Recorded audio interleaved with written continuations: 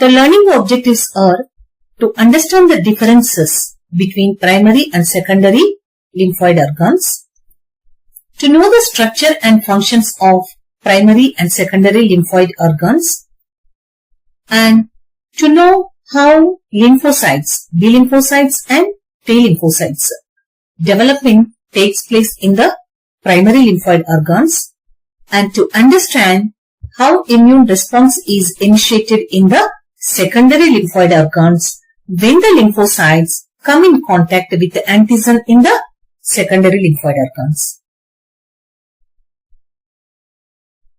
We all know our immune system is a collection of organs, tissues, cells that work together to perform the function of protecting us from infections.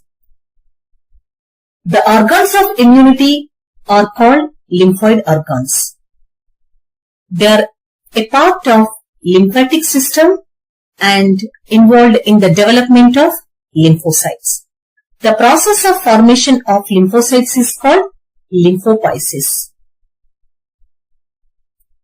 They also act as the checkpoints of foreign substances, and when they come in contact with the antigen gives adaptive immune response, either in the form of humoral immunity or cell-mediated immunity. So, lymphoid organs are responsible for the proliferation, differentiation and maturation of lymphocytes. What are the types of lymphoid organs? They are of two types: central or primary lymphoid organs, peripheral or secondary lymphoid organs. Examples of primary lymphoid organs are bone marrow, bursa of Fabricius and thymus. Examples of secondary lymphoid organs are spleen, lymph nodes and mucosa associated lymphoid tissues. Now coming to know the differences between primary and secondary lymphoid organs. The lymphoid stem cells undergo proliferation, differentiation and maturation into lymphocytes in the primary lymphoid organs. So, the lymphocytes, which are important components of our immune system, a type of white blood cells, are formed and matured in the primary lymphoid organs. Though they are educated and immunocompetent in the primary lymphoid organs, but they have no contact with the antigens when they are in the primary lymphoid organs. So, they are non-functional and unable to initiate immune response when they are inside the primary lymphoid organs. So, the lymphocytes which are developed in the primary lymphoid organs migrate move into the secondary lymphoid organs through the circulatory system called blood or lymph, and there they interact with appropriate antigens and give specific immune response. So, primary lymphoid organs, depending on the site of organ, type of organ, either T lymphocytes or B lymphocytes are developed. Whereas in secondary lymphoid organs, we can see both types of lymphocytes, T lymphocytes and B lymphocytes. Examples of primary lymphoid organs are bone marrow, bursa of Fabricius and thymus. Examples of secondary lymphoid organs are spleen, lymph nodes and mant. Now, coming to know the details of primary lymphoid organs. These are the organs where lymphocytes undergo maturation after being produced from the bone marrow stem cells called lymphoid progenitors. Here, maturation of lymphocytes means they acquire a appropriate receptor on their surface and able to differentiate self and antigens from non-self antigens. So, they can give immune response to non-self antigens only.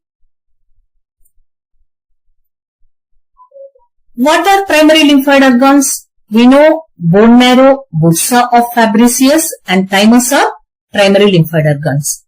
Bone marrow are the sites.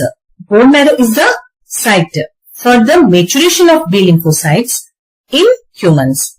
Whereas in birds, bursa of Fabricius is the site, is the organ where B lymphocytes are developed. And thymus is the primary lymphoid organ where T lymphocytes are developed. Now, let us discuss about the primary lymphoid organ, bone marrow.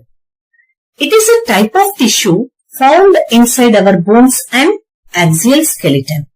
And it is the tissue where all types of blood cells are developed from bone marrow stem cells. So, this is the histology of bone marrow. And this is red marrow and this is yellow marrow. Actually, bone marrow contains two types of tissue, red marrow and yellow marrow. Red marrow is the site where all types of blood cells are generated, whereas yellow marrow contains only fat and cartilage. So you can see how all types of blood cells are produced. Red blood cells, white blood cells and platelets are produced from the red marrow. So this process is called hematopoiesis. Bone marrow is the store to special types of cells called stem cells. These stem cells undergo differentiation into lymphoid progenitors and myeloid progenitors. The lymphoid progenitors again undergo differentiation and form various types of blood cells like this. What are the functions of bone marrow? B lymphocytes are matured and blood cells are, various types of blood cells are produced.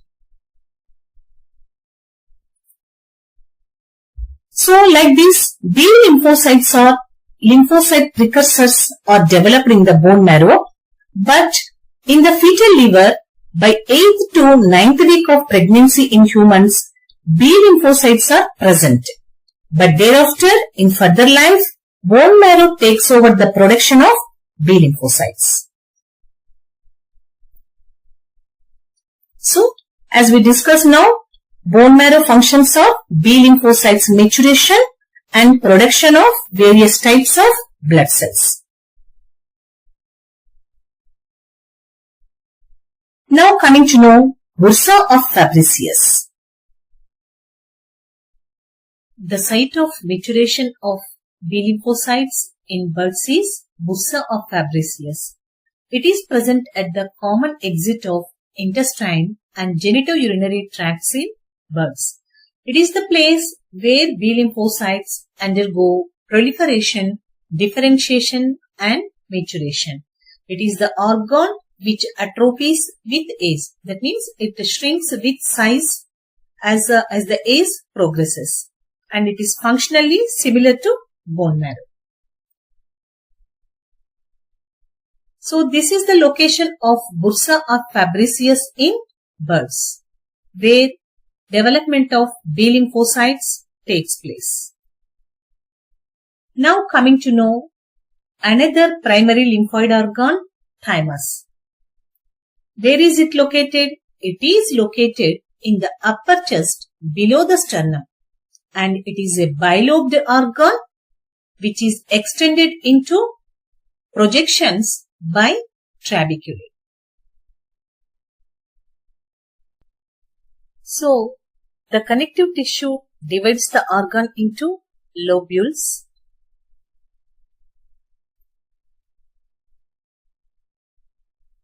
This is the location of thymus in human body.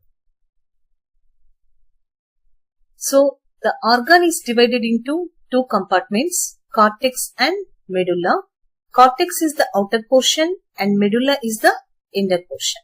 And the trabeculae divides the organ into lobules like this. You can clearly see in this picture.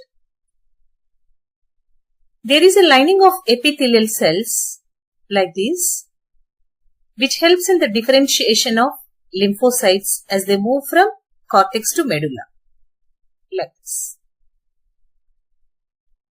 And cortex is tightly packed with immature T lymphocytes called thymocytes, whereas medulla contains mature thymocytes. And the functions of thymus is it contains thymic hormone, which helps in the stimulation of T lymphocytes maturation. And it is the organ which is fully developed and it increases in size until puberty. Thereafter, it shrinks and decreases in size, gradually replaced by fat. So this is called atrophy. The main function of thymus is production of T lymphocytes.